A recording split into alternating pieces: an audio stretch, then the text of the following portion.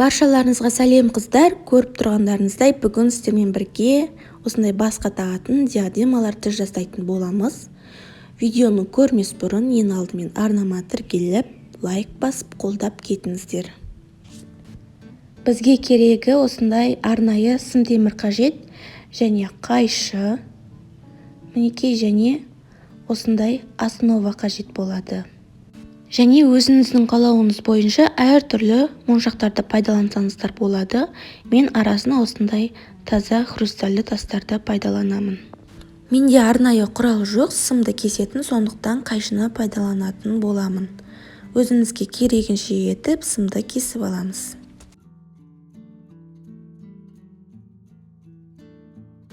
Және осы сымымызды мына тұрған основаға бекітетін боламыз.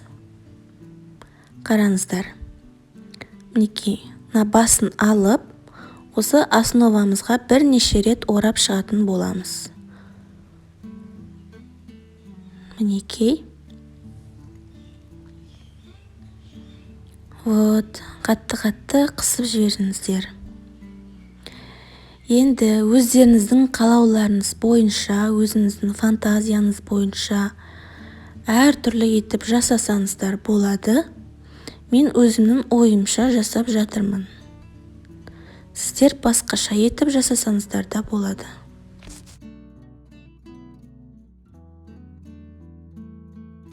Мына моншақты өткізген соң, дәл осылай бұрайтын боламыз. Әр моншақты өткізген сайын, дәл осы видеодағыдай етіп бұрайтын боламыз. Қараңыздар.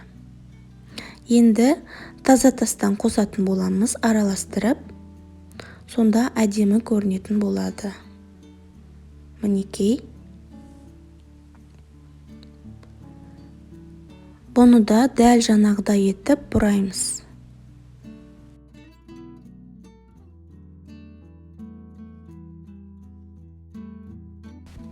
Қараңыздар, бұны да бұрап шықтық. Енді тағы да басқа моншақты өткізіп, оны да дәл осылай бұрайтын боламыз. Видеоға мұқият қарап, әрі қарай дәл осылай жасасаңыздар болады.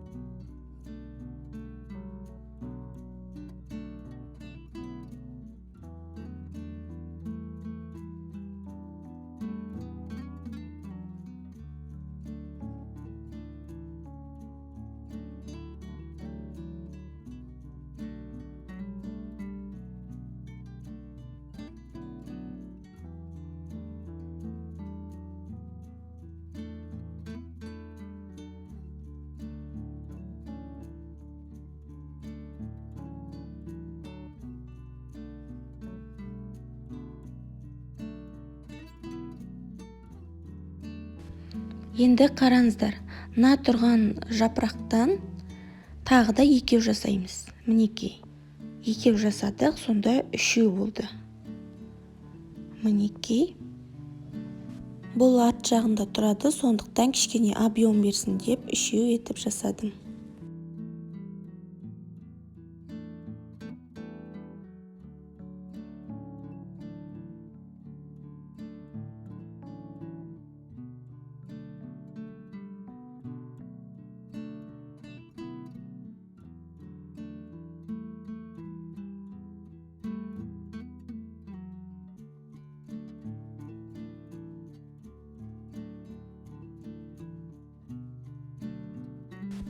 Енді қараңыздар, мына алғашқы жасағанымызды тура мына бетіне де дәл осылай қайталап жасайтын боламыз. Мінекей, біздің диадемамыз осылай шықты. Қараңыздар, өте әдемі шыққан.